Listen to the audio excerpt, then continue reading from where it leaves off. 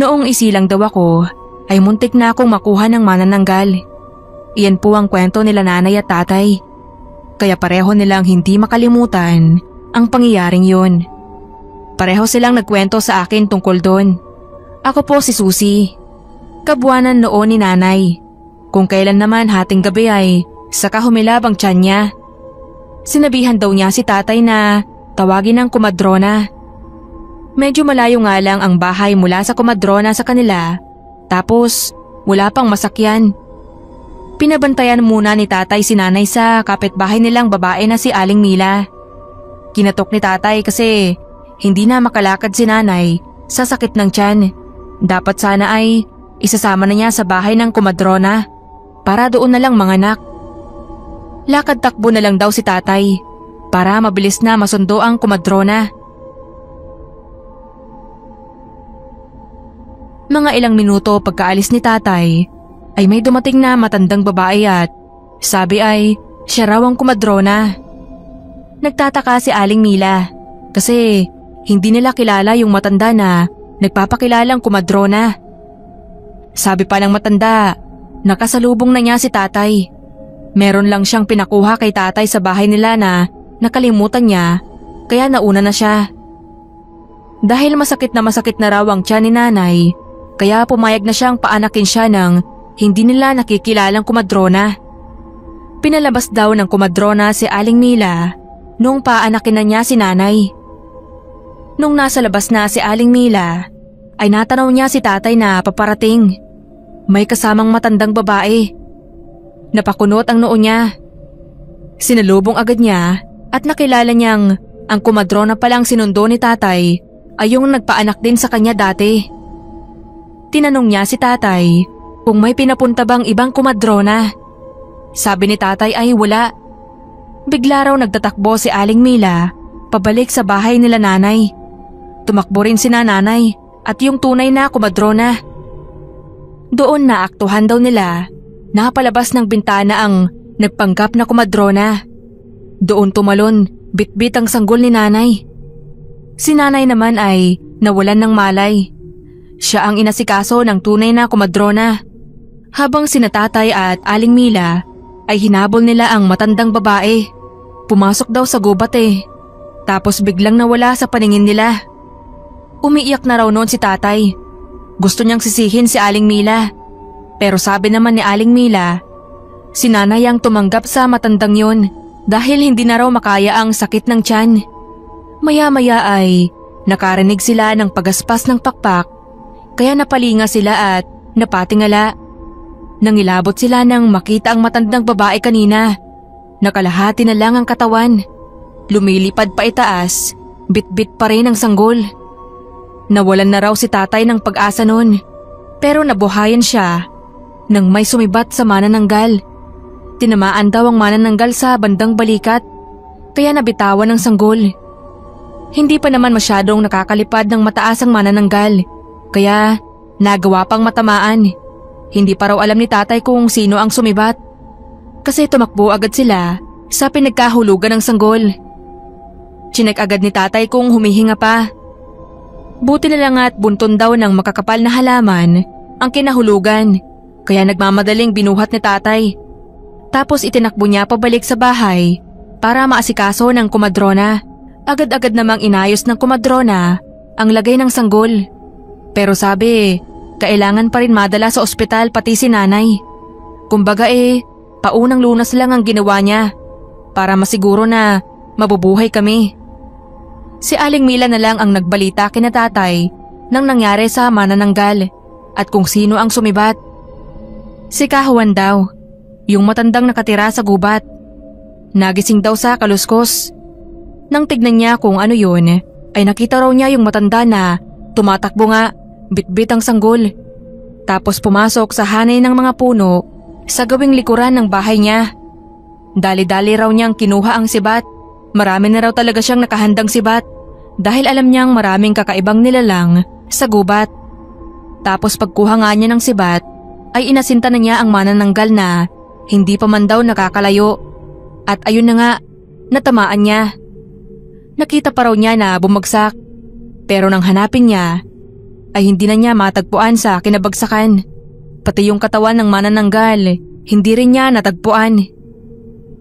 Kaya utang na loob ko po kay Kahuan ang buhay ko. Kasi ako po yung sanggol. Kung hindi niya nasibat ang manananggal, ay malamang po nakain na niya ako noon.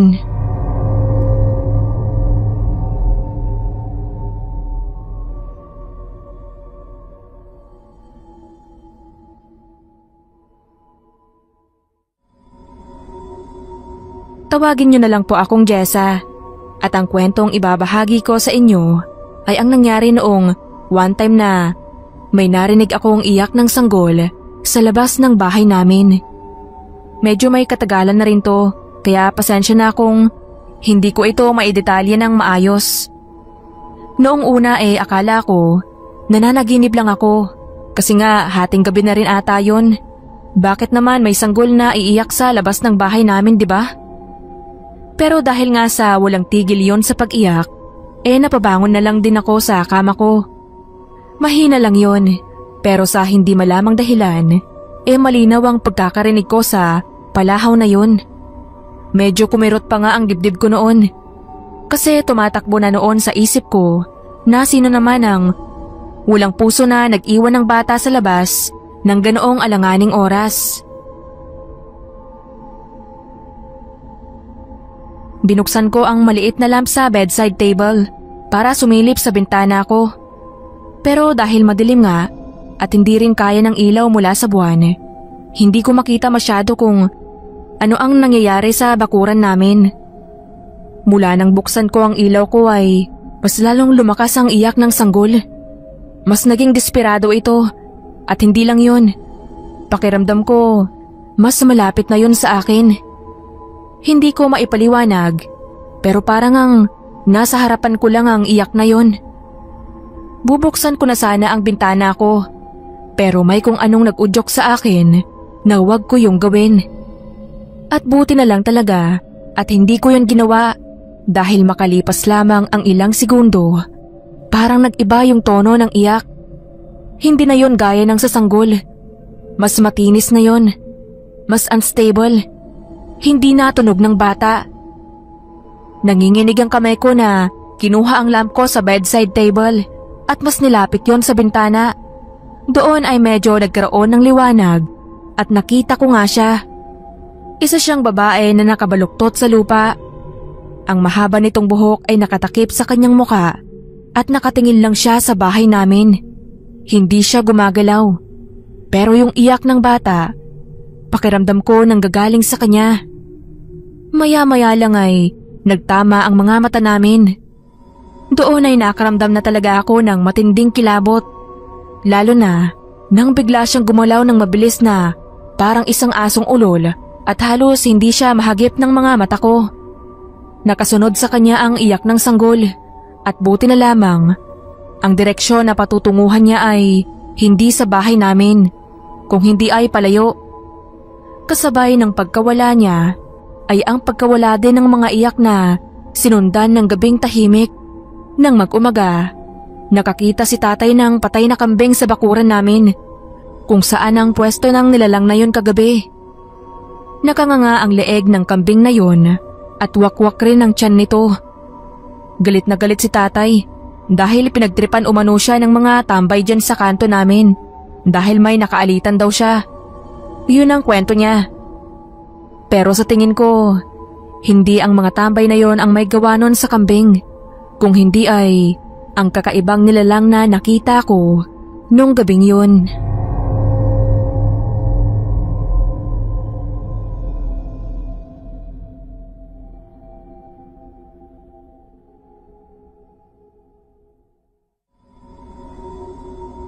Ang bagong bahay na dinescribe sa akin na lilipatan namin ng asawa kong si Adrian, ang perfect idea ko ng dream house namin.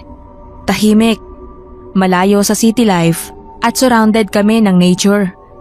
Medyo nakakadrain din kasi sa syudad at pakiramdam ko ay ang bibilis kumilos ng mga tao roon. Kaya nung sinabi sa akin ni Adrian ang tungkol sa nakuha niyang bahay ay tuwang-tuwa ako. Yun nga lang, masyado lang ata akong na-excite dahil nung nakatapak na ako sa bahay na yon nag-iba na ang pakiramdam ko. Noong unang gabi namin doon ay agad na iba na ang pakiramdam ko sa mga tunog na naririnig kong bumabalot sa gabing yun. Noong una ay mahinang kaluskos lang sa bintana namin. Sinabayan rin yun ng mahinang pagtapik gamit ang mga kuko nito.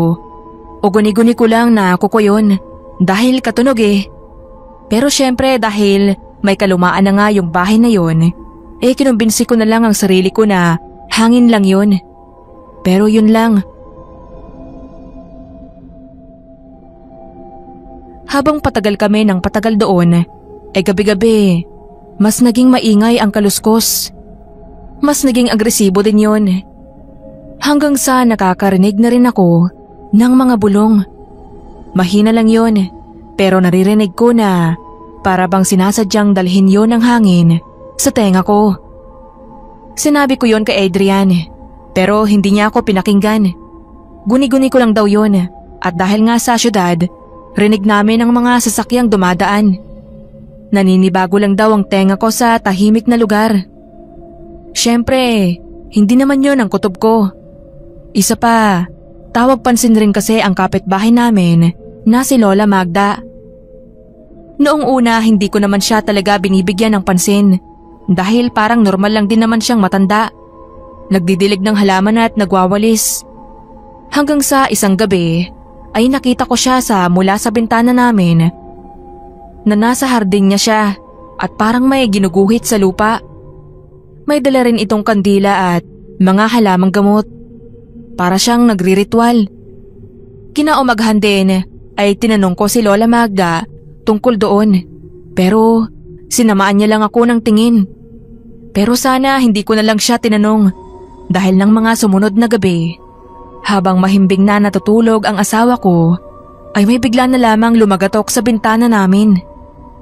Salamin yun kung kaya ang dapat ko lang gawin ay hawiin ang kurtina.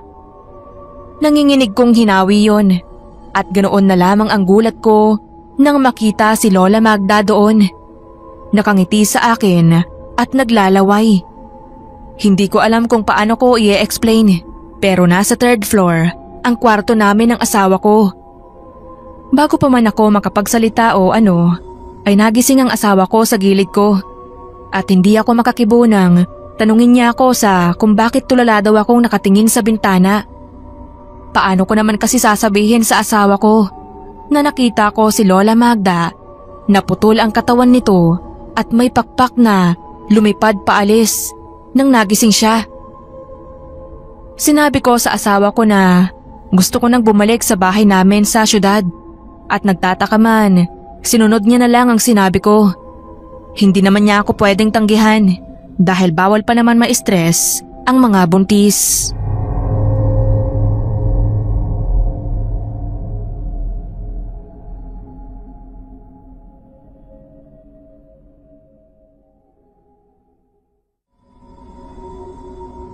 Nangyari ito noong kabataan pa namin at nag-staycation kami sa bahay ng pinsan kong si Laila sa Bulacan. Sakto noon sunod-sunod ang bagyo, kaya wala talagang tigil ang pag-ulan buong araw.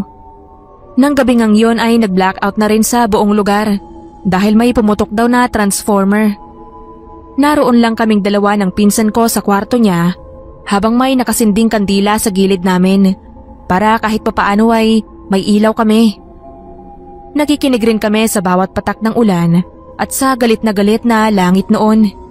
Natatawa pa nga kami kung mahuhulaan namin na may kidlat pagkatapos ng kulog sa hindi kalayuan.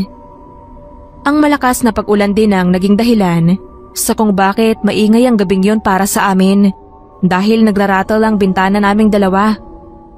Halos magkakalahating gabi yon nang bigla na lang kaming makarinig ng isang malakas na kalabog mula sa bubungan ng kapitbahay namin. Dahil sa gulat, napatingin kaming dalawa sa isa't isa. Namimilog pa ang mga mata namin. Sinabi ko kay Laila na baka ay nahulog lang na puno sa bubungan ng kapitbahay nila. Pero umiling-iling siya at sinabing imposible daw ang sinasabi ko. Walang puno na nakapalibot sa kanila na ganoon kataas para mahulog sa bubungan. para mawala ang kilabot sa aming dalawa, ay nagdahilan na lang ulit ako na baka tinangay yun ng hangin. Nagkibit balikat lang ang pinsan ko sa sinabi kong yun at pinikit muli ang mga mata niya. Maya-maya ay narinig ulit namin ang kalabog na yun at mas mabigat yun kumpara sa una. Nasundan din ito ng sunod-sunod pero may hinang mga yapak sa bubong na parang naglalakad yun doon. Sa pagkakataong yun ay napabalikwas na kaming dalawa ng bangon at sumilip sa bintana. Yung saktong silip lang na makikita namin ang bubungan ng kapitbahay nila Laila. Sakto noon, biglang kumidlat ng malakas at nakakita kami ng isang babaeng nakatayo sa bubungan. Basang-basa ang kanyang katawan at buhok. Nakalus lang siya na bestida at yakap-yakap nito ang sarili niya. Kung hindi mo titignang mabuti, iisipin mo lang na walang mali sa kanya. Pero nagulat kaming dalawa ng pinsan ko noon nang biglang lumiwanag ang mga mata ng babae at maya-maya ay parang may nginangat-ngat siyang kung ano. Agad namin na sinara ni Laila ang kurtina ng bintana namin noon bago pa man kami makita ng babaeng yon. Dala na rin siguro ng takot ay agad kaming nakatulog dalawa. Nang mag-umaga ay nagising na lang kami sa mga kapitbahay namin at sa mga magulang namin na nagkakagulo.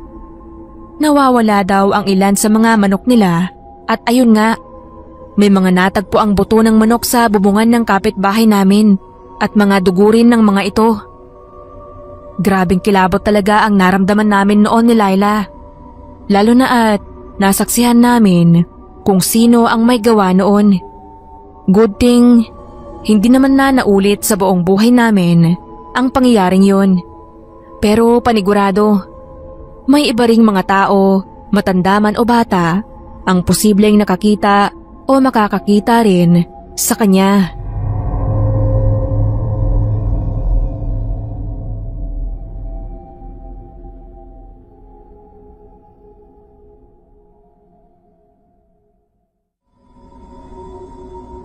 Inday na lang po ang itawag niyo sa akin dahil iyan din ang tawag sa akin ng inang ko nung nabubuhay pa siya. Nakatira kami noon sa hindi naman ganoon kaliblib na baryo pero sanay na kami sa mga kakaibang nilalang na nakakasalamuhan namin gaya ng mga aswang. Puntahan po talaga ng mga aswang ang baryo namin dahil sa dami ng pwede nilang pagtaguan. May mga abandonadong bahay po kasi, mga kubo-kubo. Tapos bawat lingunan mo ay gubat ang makikita mo. Sagingan, manggahan. Isang gabi po ay nagising ako na humihilab ang tiyan ko. Ang banyo po namin na kung tawagin namin noon ay kubeta. Sa labas po ng bahay nakapwesto kaya kailangan ko talagang lumabas para magbanyo. Bitbit ko ang gasera. Yun pa lang kasi ang ilaw namin dati. Habang nasa loob ako ng banyo, ay nauulinigan ko na yung tila pagaspas ng pakpak. Sa isip ko, mukhang may gusto na namang dalihin ng manananggal. Tapos naalala ko, buntis nga pala ang kapitbahay namin na naging kaklase ko nung high school, si Irma. Paglabas ko ng banyo, luminga-linga ako. Sa totoo lang po, medyo matapang ako nung kabataan ko. Siguro kasi lumaki nga ako sa ganong lugar na maraming nilalang ng dilim sa paligid. Paglinga ko ay naaninag ko sa bubungan nila Irma ang malaking pakpak na hindi masyadong nakabuka pero korteng pakpak talaga siya. Naisip ko agad na manananggal yun. Hindi ako nagdalawang isip na ibato ang gaserang hawak ko. Sigurado ako na natamaan ko. Pero bigla rin akong kinabahan nang makita kong nag-apoy ang bubungan nila Irma dahil sa gaserang inihagis ko. Ang dami rin kasing mga tuyot na dahon sa bubong nila Irma dahil nakayungyong sa bubungan nila ang dalawang puno sa magkabilang gilid ng bahay nila. Yung manananggal, nakita ko pang hawak niya ang braso niya habang tumatakas palayo. Nagsisigaw ako at nagising naman ang mga kapitbahay. Si Inang at si Irma, nagkagulo sila nang makitang nagliliyab ang bubong. Natakot din talaga ako dahil akala ko masusunog ko ang bahay nila. Pero hindi naman ganon kalaki ang pagliliyab, kaya naapula agad ang apoy. Saka ako nagpaliwanag sa nangyari. Humingi rin ako ng tawag sa paghagis ko ng gasera sa naging sanhi ng apoy. Buti na lang at naniwala sila sa akin. Kasi nung gabi pa lang yun, ay init na init ang pakiramdam ni Buntis at nakarinig nga sila ng kalabog sa bubungan. Nung unang silipin daw ng tatay ni Irma ay wala naman siyang nakita. Kaso nung hating gabi na ay nakatulog na silang lahat kaya hindi na nila nabantayan. Nagpasalamat pa sila sa akin dahil sa ginawa kong pagbato sa manananggal. Kung hindi ko raw ginawa ay baka naaswang na si Irma dahil himbing na himbing sila matulog. Kinabukasan, yung isa rin sa mga kapitbahay namin na bagong salta lang ay kinakitaan ko ng lapnos sa braso. Nakasalubong ko kaya nakita ko. Tinanong ko kung napano. Sabi niya, nadikit daw sa lutuan. Pero iba ang kutob ko. Sinundan ko siya ng tingin. Nilingon din niya ako at tumingin sa akin ng makahulugan. Ako na ang nagbaba ng tingin kasi natakot ako May kakaiba sa mga mata niya na nagpakilabot sa pakiramdam ko. Sinabi ko yon kay Inang, kaya pinayuhan niya ako na iwasan ng kapitbahay naming yon. Mahirap na. Baka raw tama ang hinala ko na yun nga ang manananggal ay baka gumanti raw sa akin dahil nga sa naudlot niyang pangangaswang dahil sa akin. Sinunod ko naman si Inang. Isang beses na makakasalubong ko ulit yon ay umiba na ako ng direksyon. Nabalitaan ko na lang na wala na siya sa lugar namin. Lumipat daw sa kabilang baryo, katabing baryo lang namin. Hindi nagtagal ay nakabalita si Inang na doon na naman daw naghasik ng lagim ang manananggal kung saan lumipat yung babae. Kaya lalong lumakas ang kutob ko na siya talaga ang manananggal na nakita ko sa bubungan nila Irma. At hindi lang pala ako ang naghihinala sa babaeng yun, kundi maging ang iba pa naming mga kapitbahay. Kaya laking pasasalamat nila na umalis na yon sa baryo namin.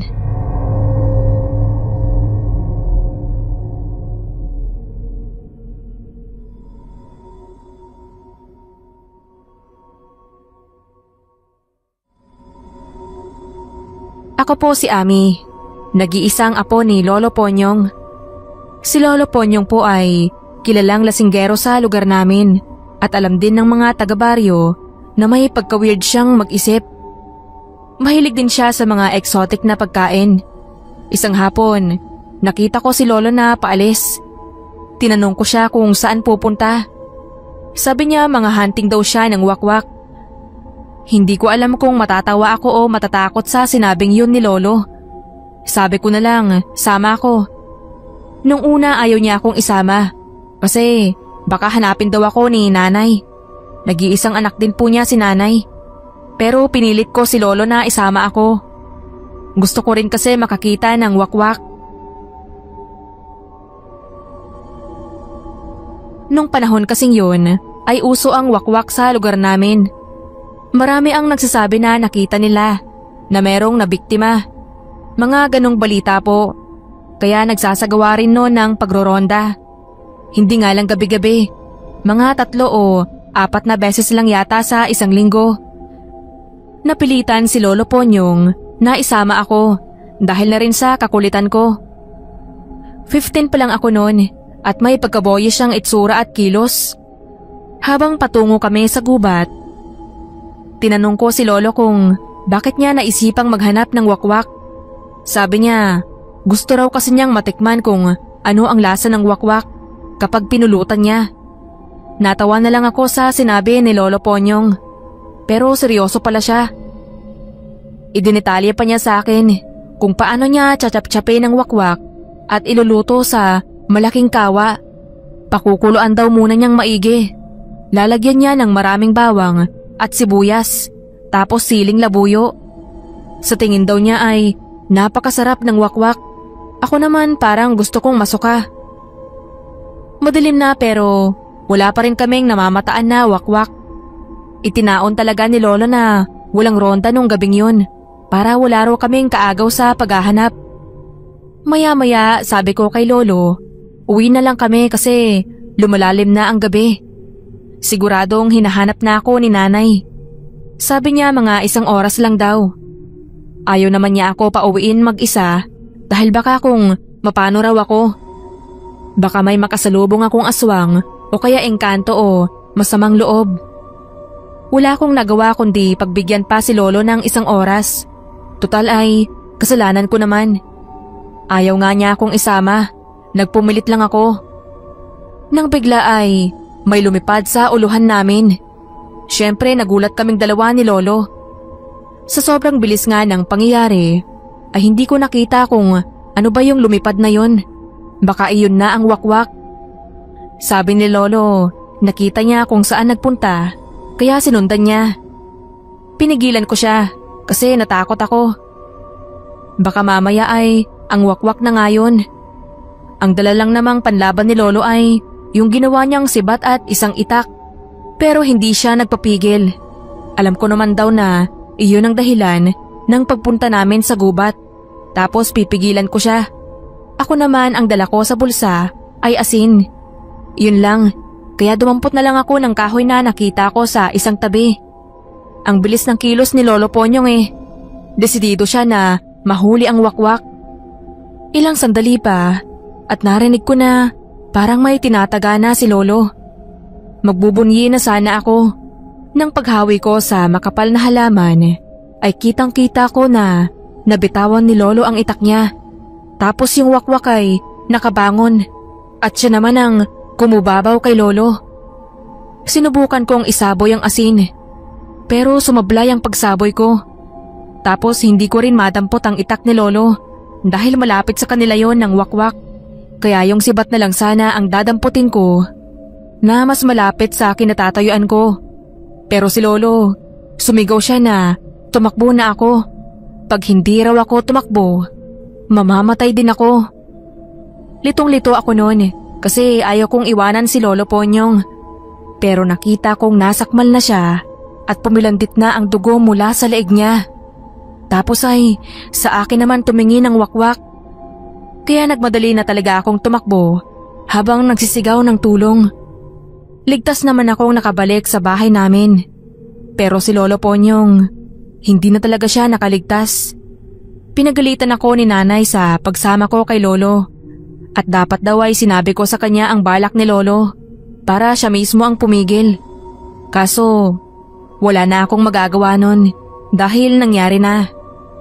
Tinanggap ko na lang ang galit ni nanay habang nagluluksa sa pagkawala ni Lolo Ponyong.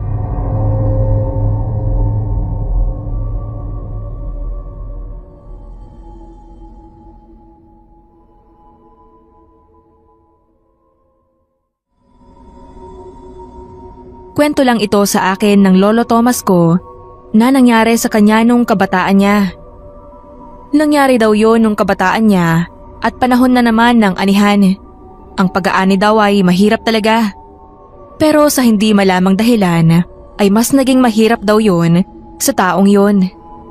Habang nag-aani daw siya ay mabigat ang pakiramdam niya. Dati naman ay nag-aani siya ng ganoong oras. Pero may kakaiba daw talaga sa mga gabing yon at ramdam niya. Napakatahimik daw noon. Kahit mismo ang mga hangin ay parang takot umihip. Dahil nga sa palagi siyang umaani kahit gabi na, ay binabalaan din ng Lolo Thomas ko ng mga kasamahan niya na huwag masyadong sagarin yun at magpahinga rin. Pero dahil may katigasan siya ng ulo ay hindi niya sila pinapakinggan. Habang umaani daw si Lolo, pakiramdam niya pinaglalaroan siya ng kanyang utak. Noong una ay nakakarinig lang siya ng mahihinang pagaspas ng mga pakpak na tila ibon. Ngunit pagtingin naman niya sa itaas ay wala naman daw. Pero ang tunog na parang may umiikot sa itaas, nanonood sa kanya ay nararamdaman niya. Nang sumunod na gabi ay mas lumala ito. Sa pagkakataon daw na yun ay hindi lang narinig ni Lolo ang kung anumang nilalang ang nasa langit. Kung hindi ay nahagip din ng mga mata nito ang anino ng nilalang. Pero dahil sa mabilis lang ang mga pangyayari, hindi talaga nakita ni Lolo ang nilalang ng gabing yun. Kaya inisip na lang niya na ibon lang yon o hindi naman kaya ay guni-guni lang talaga. Hanggang sa dumating na nga ang araw na naengkwentro niya ang nilalang na yon. Habang nag-aani daw si Lolo, ay naramdaman niyang may kakaiba siyang nahawakan mula sa mga tanim na inani niya. Nang sipatin niya itong maigi, ay ganoon na lang ang pagkagimbal niya. Sobrang lagkit nito at hindi pwedeng magkamali ang Lolo Tomas ko. Dugo yun. Nung mapagtanto daw yon ni Lolo Tomas, ay saktong narinig niya ang pagaspas ng pakpak sa kanyang itaas. Nang tumingala siya, ay tumambad sa kanya ang isang babae. Hati ang katawan nito at nanatili ito sa ere, dala ng kanyang malapaniking pakpak. Medyo may kalayuan man, ay tanaw pa rin daw ni Lolo ang kumikinang na mata ng aswang, ang nakakaloko nitong ngiti at ang matatalas nitong mga ngipin. Mula din daw sa bibig ng manananggal ng galing ang likidong kanyang nahawakan kanina. Bago pa man tuluyan itong makababa sa lupa ay agad daw na kumaripas ng takbo si Lolo pabalik sa kanilang bahay. Walang lingon-lingon daw, pero alam at nararamdaman ni Lolo na sinusundan pa rin siya nito. Napanatag na lang ang loob ng Lolo Tomas ko nang makita niya raw ang kanyang tatay na may daladalang bolo at asin sa di kalayuan na balak sanang sunduin siya. Magmula noon, hindi na raw nagpapagabi pa sa sakahan si Lolo Tomas, at kung hindi man maiwasan, nagpapasama siya sa kanyang tatay o di naman ay sa kapwa niya magsasaka. Baka raw kasi bumalik ang manananggal na yon. Mahirap na.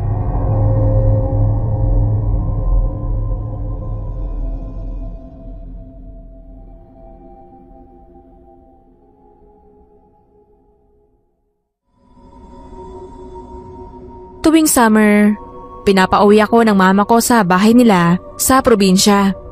Specifically, sa bahay ng tita ko, para tulungan ko raw yon sa sari-sari store niya. Wala naman daw kasi ako ang ginagawa dito sa bahay namin, kung hindi ang mag-cellphone lang at humilata buong araw. Medyo may kalayuan din ang mismong bahay nila tita at ang store nila, kaya madalas ay sinusundan pa ako ng mga asong kalye hanggang sa makauwi ako ng bahay. Dog lover naman ako, kaya tuwang-tuwa pa nga ako sa kanila. Isa pa, hindi naman nila ako sinasaktan o ano. Sobrang thankful ko pa nga sa kanila kasi kung wala sila, siguro mabaliw-baliw na ako sa kakatakbo. May mga parte kasi sa street na dinadaanan ko na hindi gumagana ng maayos yung street lights. Yung tipong nagpapatay sindi pa ang mga yon. Hanggang isang gabi nga, medyo naging weird ang mga asong kalye na yon. Hindi gaya ng ginagawa nilang sinasalubong nila ako ng tahol nila at lumalapit kaagad sila sa akin. That time nagtipon-tipon lang sila sa gilid ng kalsada. Flat ang mga tenga nila at yung mga buntot nila nakatago sa pagitan ng mga hita nila. Nakatingin lang din sila sa iisang direksyon sa hindi kalayuan. Para bang takot na takot sila sa tinitignan nila. Kaya bago ako maglakad, napahinto na lang din muna ako at tinignan kung ano ba yung kinatatakutan nila.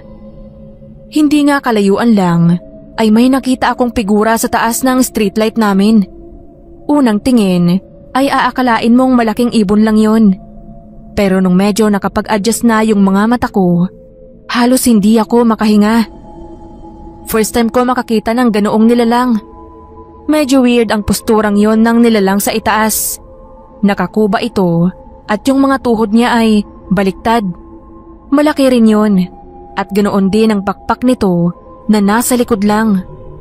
Ang mas nakakakilabot pa noon ay para bang nakatingin ito sa akin. Hindi rin parang tao ang mukha niya. Kung hindi ay may halo ito na parang ibon. Lalo na at mahaba ang nguso nito.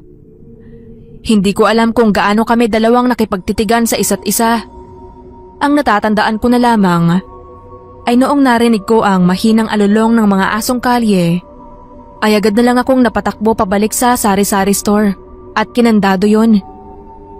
May papag naman sa loob ng store, unan at kumot na pwede kong gamitin dahil doon din minsan natutulog si Tia tuwing tanghali. Pero syempre, mas komportable pa rin sa bahay nila. Yun nga lang, nung gabing yun, wala na akong lakas ng loob ng umuwi. Mamaya kasi ay kahit tumakbo ako, maaabutan pa rin ako ng nilalang na yun. Medyo panatag naman ang loob ko noon dahil kahit papaano, nang makalipas ang ilang oras ay bumalik na ang sigla ng mga aso sa labas at tahol na sila ng tahol.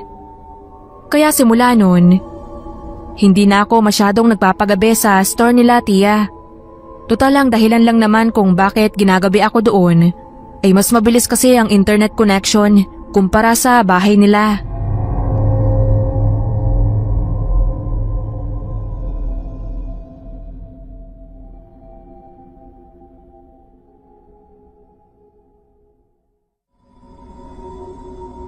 Gusto ko lang din ibahagi ang pangyayari sa akin at ng babaeng nakaagaw ng pansin ko sa lugar namin. Tawagin niyo na lang akong Liza at una kong nakita ang babaeng yon sa dulo ng barangay namin. Hapon yun at ang lakas ng ulan. May dala-dala siyang basket na puno ng prutas. Basang-basa rin siya at hapit na hapit ang kanyang damit sa payat niyang katawan. Medyo nag-aalala na rin ako sa kanya sa totoo lang dahil namumutla siya tapos nakatingin lang siya sa kawalan. Pero may kakaiba talaga sa babaeng yun. Hindi ko ma-explain pero ang intuition ko, sinasabing wag ko raw siya lalapitan. Kaya tumalikod na lang at aalis na sana dahil palakas na nga ng palakas ang ulan.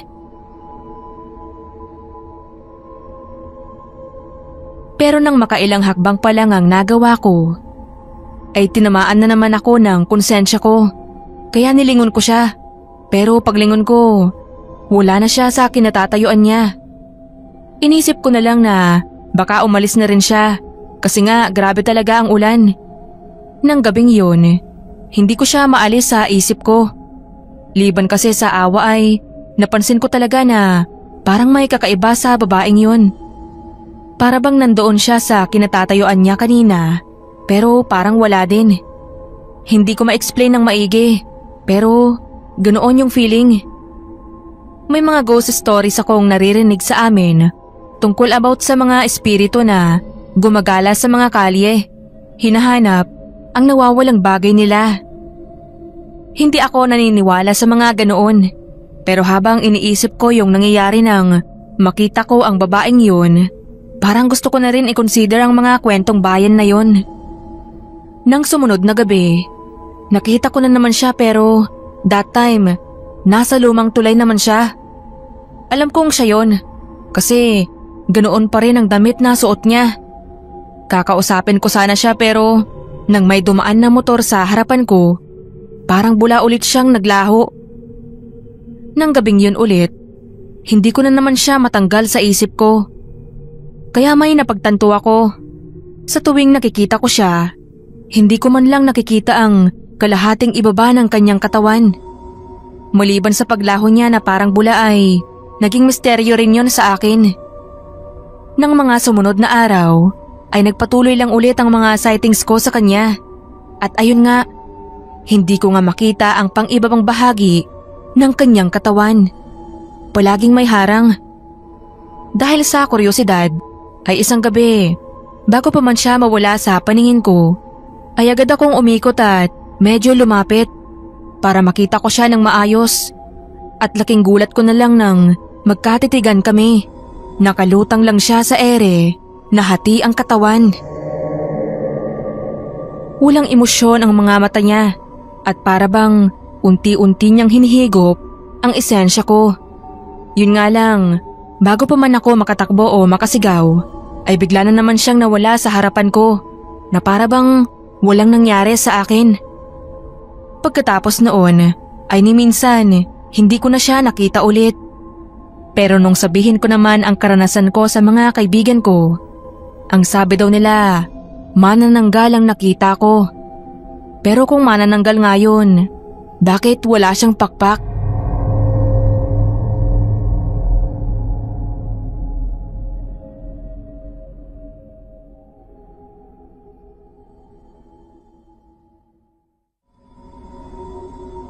Kung meron mang drama queen sa mundo, ako raw yun, sabi ng asawa ko.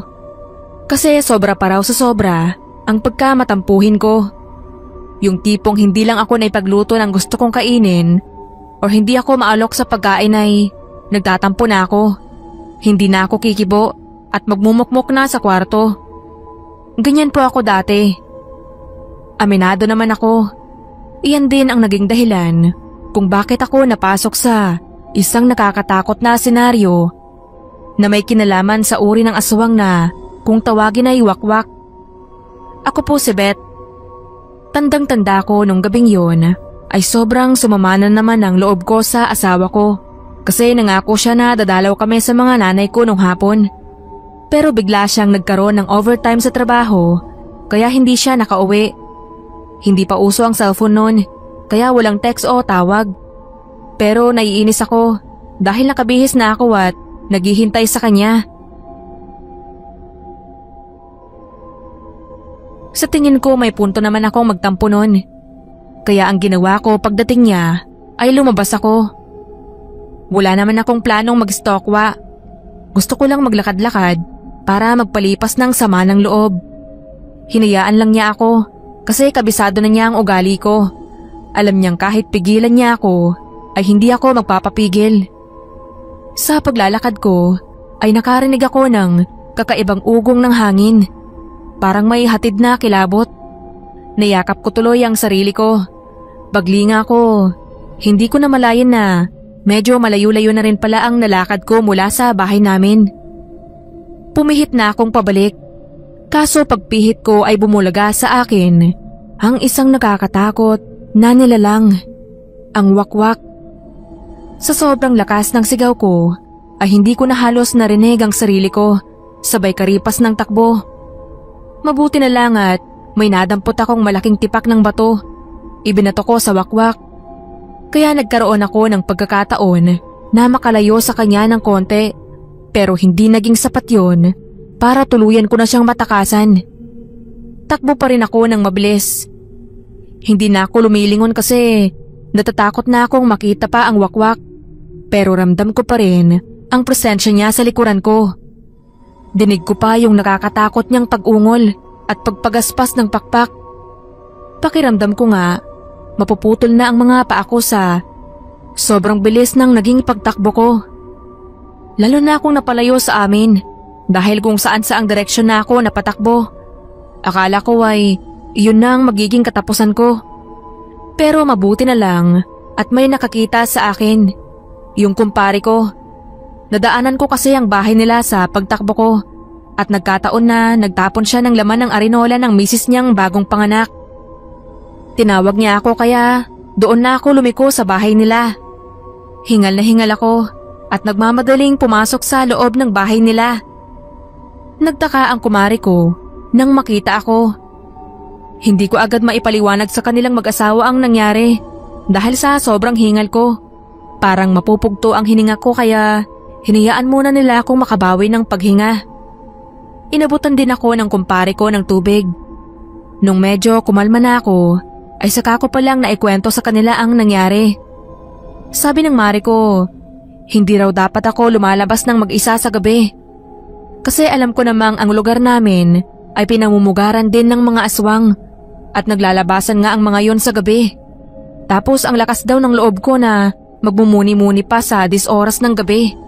Sila nga raw, mula nang mabalitaan nila ang nangyari sa kapitbahay nilang nabiktima ng wakwak, ay hindi na raw talaga sila lumalabas ng gabi, maliban sa pagtatapon nga ng laman ng arinola. Pero dyan lang din naman malapit sa bahay nila. Kinabukasan pa dapat ako uuwi dahil delikado na nga. Pero maya-maya ay narinig ko ang boses ng asawa ko na tinatawag ako. Hinahanap pala niya ako. May dala siyang sulo at sibat, saka supot ng asin na nakasukbit sa katawan niya.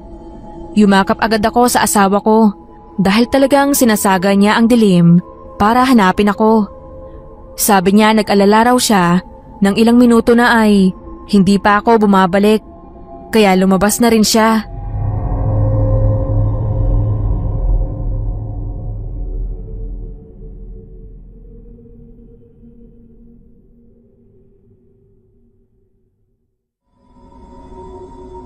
Nakuha ko lang ang kwentong ito sa mga matatanda dito sa amin. Matagal na raw itong nangyari, pero hanggang ngayon ay nagbibigay pa rin ito ng kilabot sa akin. Yun ay dahil kapangalan ko rin ang nakaranas nito. Si Jenna. Ang kwento ay si Jenna raw ang kauna-unahang nakaranas ng engkwentro sa aswang dito sa barangay namin. Ilang dekada na ang nakakalipas. Nagsimula raw yon sa isang kanta, more specifically sa paghehele. Noong unang rinig daw yon ni Jenna, ay akala niya kinakantahan lang daw ng kapitbahay niya ang kanyang anak para matulog ito. Napakahinhin daw ng boses ng babaeng humihele. Pero naramdaman daw ni Jenna na parang may kakaiba sa hele na yun. Para daw itong malapit pero malayo at the same time. Noong mga unang gabi ay binaliwala lang daw ni Jenna ang tungkol dito at hinele na lang ang sarili nitong anak gamit ang sarili rin nitong mga lalabay. Pero nung gawin daw yun ni Jenna ay mas naging malakas daw ang hele na ginagawa ng kanyang kapitbahay na para bang nakikipagkompetensya ito rito. Nang mga sumunod na gabi ay ganoon pa rin ang nangyari at mas lalo pang araw lumala dahil mas naging malakas pa ito kumpara sa sariling mga hele ni Jenna. Kaya hindi na raw nakatiis ito at lumabas na sa kanyang kubo para hanapin kung saan nanggagaling ang hele na yon. Hindi na kalayuan ay nakita niya ang isang matandang babae at hindi pwedeng magkamali si Jenna. Ang babaeng yon ang siyang kumakanta ng lalabay na kinaririndihan na niya ng ilang araw. Nung unang tingin ni Jenna ay para lang daw normal na matanda yun. Pero nang palapit na siya ng palapit at nagkaroon siya ng malinaw na tingin sa matanda, nagulat na lang siya dahil wala yung mga paa. Ang kanyang katawan ay hanggang sa baywang niya lang at nakalutang ito sa ere. Nanginginig na humakbang paurong si Jenna. Pero bago pa siya makalayo, ay nilingon siya ng matanda. Kita ang gutom sa mukha nito habang paunti-unting humahaba ang kanyang dila. Pahaba ito ng pahaba at bago pa man nito maabot si Jenna, ay agad na raw siya tumakbo pabalik sa bahay nito. Agad na ginising ni Jenna ang kanyang albularyong tatay at sinabihan siya tungkol sa kakaibang nilalang na umaaligid sa kanilang bahay. Agad na umaksyon daw ang tatay ni Jenna at nagdala ng bawang at asin. Wala itong oras na sinayang at agad na pinuntahan ang lugar na itinuro ni Jenna kung saan ang kalahating katawan ng manananggal.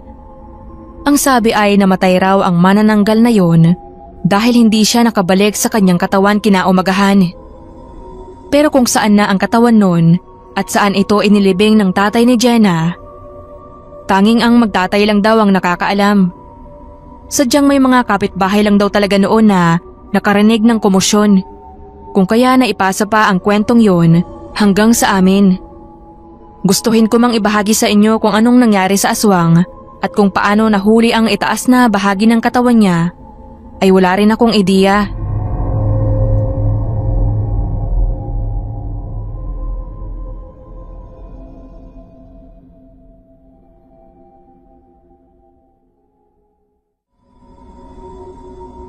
Ako si Christine.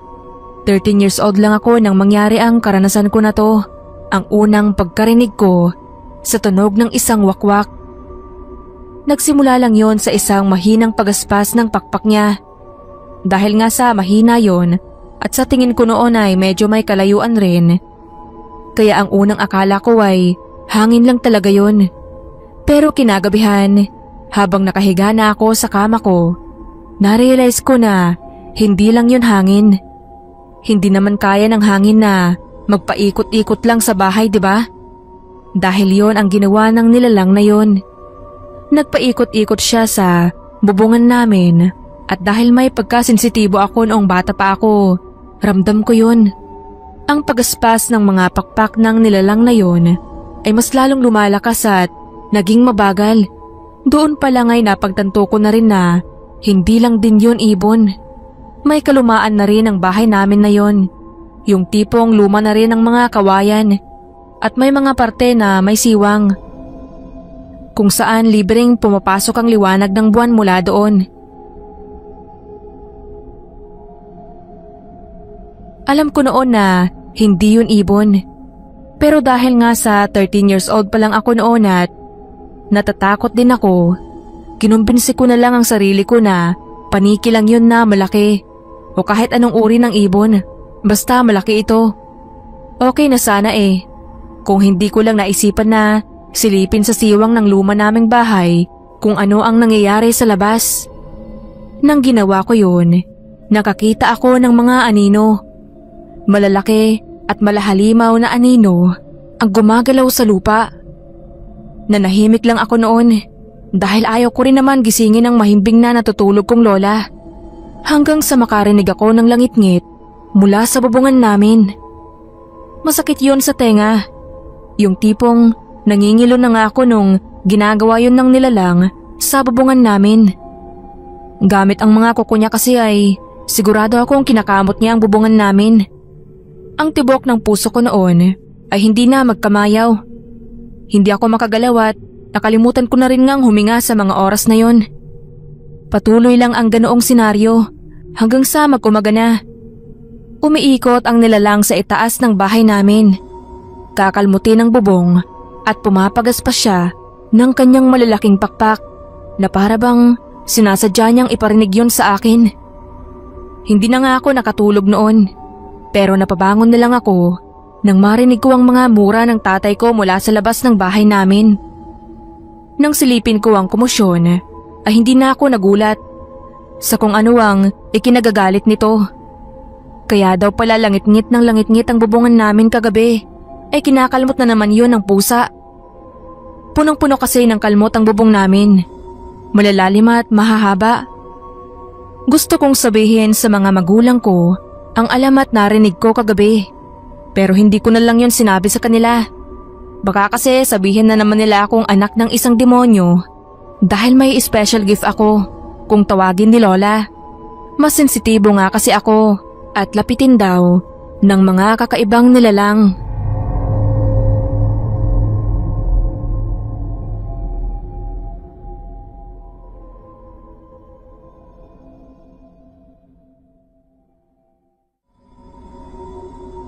Kapag adventure ang usapan, kami ng mga barkada kong sina Miguel, Ann at Louie dyan. Pero isang adventure/hiking lang ang naging katapat namin at ang dahilan kaya hindi na kami nakapag-adventure hanggang sa pagtanda namin. In short, tumigil na kami dahil sa pangyayaring yun. Napagdesisyonan naming mag-hiking sa probinsya nila Louie. Dahil maraming hiking spots doon. At isa pa, feel namin ang adventures dahil sa mga malalaking puno. Habang nag-hike kami, ay tawanan pa kami ng tawanan hanggang sa mapansin namin na nasa harapan na kami ng isang templo. Bilang mga adventurers tinignan namin at inikot ang templo na yon. Agad naming napansin ang mga nakaukit sa mga bato. Medyo creepy nga dahil parang buhay ang mga carvings na yon. Ewan ko ba kung namamalikmata lang ako o ano, pero parang nakita ko yung nagpulse. Wala namang sinabi ang mga kaibigan ko, kaya hindi na lang ako umimik patungkol doon. Mamaya kasi ay sabihin nilang nasisiraan na ako ng bait. Nang maggabi na, ay napagdesisyonan naming doon na muna tumuloy sa loob ng templo. Habang nag-aayos kami, ay bigla namang nagsabi si Louie na para daw may naririnig siyang batang umiiyak. Doon ay siningit ko na rin ang patungkol sa pagpulso ng bato. Agad kaming nagtawanan lahat hanggang sa paunti-unti ay binalot na kami ng kaba. Nagseryoso ang mukha ko at sinabi sa kanilang hindi ako nagbibiro at ganoon din ang sabi ni Louie. Hindi raw siya nagbibiro. Hanggang sa lahat na nga kami ay narinig ang iyak ng bata at nanggagaling yon sa gubat na tinahak namin kanina. Agad na lumabas si Miguel para i-check yon at sumunod naman kami. Sinubukan naming pigilan si Miguel pero hindi siya nakikinig sa amin dahil gusto niya raw malaman kung anong nangyayari. Isa pa, delikado rin daw sa loob ng templo dahil kung seryoso daw kami sa sinabi namin, ay ibig sabihin hindi rin siya namamalikmata nang may makita siyang babae sa loob at may pakpak daw itong gaya ng paniki. Natahimik naman kaming lahat at maya-maya lang ay may narinig nga kaming pagaspas ng pakpak sa uluhan namin. Hindi na namin kailangang tumingala pa dahil kitang-kita namin sa lupa ang kanyang anino. Pagkasigaw ni Louie ng takbo ay agad na kaming kumaripas. Siniguro namin nung mga oras na yon na hindi kami magkahiwa-hiwalay dahil mahirap na at baka may kung ano pa ang mangyari sa amin. Ni isa sa amin, walang lumingon o tumingalaman lang sa itaas. Pero ramdam namin ang kilabot dahil nakasunod sa amin. Isa yung manananggal. Hindi maipagkakaila dahil puto lang sa anino nito. Kalahating katawan lang ang mayroon siya at ang kanyang malalaking pakpak. Sa kabutihang palad ay kabisado ni Louie ang naging daanan namin at agad kaming nakalusot sa main road. Walang lingon-lingon kaming dumiretso sa barangay nila at sinabi ang tungkol sa nangyari sa amin. Agad na nangonsumisyon ng kapitan at bumalik na naman daw pala ang aswang na yon sa barangay nila at kailangan na naman itong palayasin. Nang nagpakita na si Haring Araw, doon na lang namin nakuha ang mga bag namin sa templo. Kasama ang mga tanod at pulis. Sinabuyan din nila ang templong yon ng asin at bawang. It turns out, pugad pala yun ng manananggal. Pero ayun nga, dahil sa nangyaring yun ay never na ulit kami nag-adventure. Instead, bar hopping na lang ang ginagawa namin ngayon.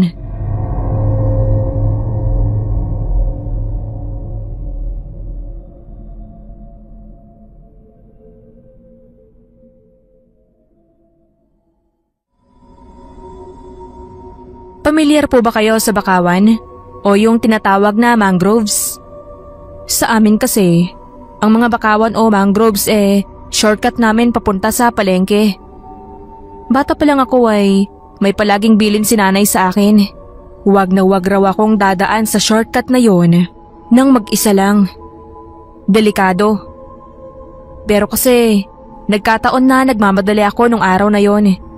Kaya hindi ko nasunod si nanay.